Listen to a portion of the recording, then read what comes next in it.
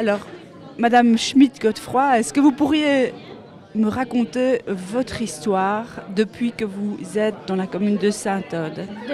Depuis que vous êtes dans la commune de Saint-Aude. J'y suis arrivée le jour de mon mariage. Oui, le 8 septembre 1945. Et alors, on a habité à la Syrie Renard.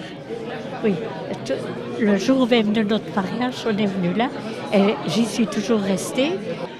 Vous êtes particulièrement fière aujourd'hui de représenter la mémoire de notre pays, notre province et du village de la Vacherie. Oui, j'en suis très fière, mais j'étais très émue parce que je ne connaissais pas du tout ce que j'allais voir aujourd'hui, quoi.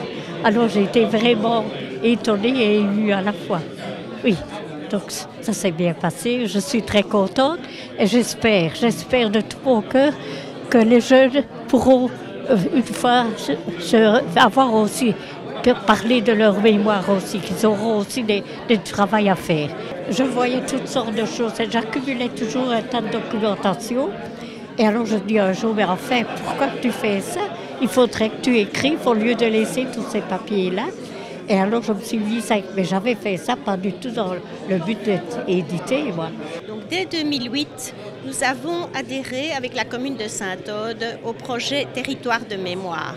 C'est un projet qui nous touchait à cœur parce que notre commune a vécu énormément de drames durant les guerres 40-45 et nous avons pensé que notre devoir de mémoire devait se perpétuer et donc en faisant partie des communes territoires de mémoire, ça nous donnait une possibilité d'adhérer dans ce chemin et de faire ce devoir de reconnaissance et de mémoire que, somme toute, tout le monde doit avoir.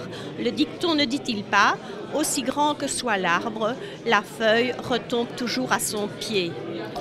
J'ai été complètement ému par Mme Godefroy et par M. Dandrifos parce que les discours témoignent de cette volonté justement d'expliquer ce qui s'est passé et surtout de faire en sorte que ça ne se reproduise plus. Et les signaux qui nous ont été envoyés avant les grands conflits mondiaux sont des signaux qu'on retrouve encore actuellement un peu dans toute l'Europe. Et on a parfois l'impression que certains y prennent garde. C'est très important le devoir de mémoire, surtout en ces temps où l'on fête l'anniversaire de la Grande Guerre. Mais c'est d'autant plus important, et je suis très honoré de recevoir ici des Luxembourgeois. Ce sont les deuxièmes. Figurez-vous que voilà 2 ans, nous avons eu l'occasion de mettre à l'honneur le Conseil provincial des jeunes de la province de Luxembourg, qui ont été primés pour leur travail de mémoire effectué en province de Luxembourg. Et ici, de recevoir des doyens avec le discours qu'ils ont tenu, la qualité du discours, vraiment très très honoré du travail qu'ils ont effectué, de ce qu'ils peuvent représenter pour l'avenir, parce qu'il est important de se souvenir de son passé, à défaut de qu'on est amené à le revivre. C'est d'autant plus nécessaire que notre pays traverse une période d'incertitude avec la montée de la xénophobie, du racisme, de l'extrême où on banalise finalement d'être d'extrême droite, d'extrême gauche, de rejeter l'étranger, de rejeter les différences. Vous avez raison, on a engagé une course contre la montre. Toutes celles et tous ceux qui se sont élevés contre ces formes de totalitarisme dans notre pays sont encore là pour quelque temps.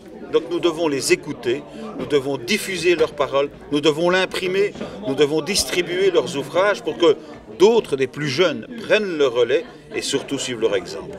Guylaine est une dame très intelligente, une dame qui a mis sa mémoire, mais aussi l'amour de l'histoire, l'amour de l'évolution des temps, puisque grâce à son grand âge, elle a connu pas mal d'époques, au service des gens. Quand on voit encore l'activité qu'elle a, ne fût-ce qu'à s'occuper de la petite salle de la Corteille à 97 ans, elle fait partie vraiment, ce qu'on va dire, des meubles. Mais c'est surtout son intelligence qu'elle a mis au service, je dirais, de cet ouvrage.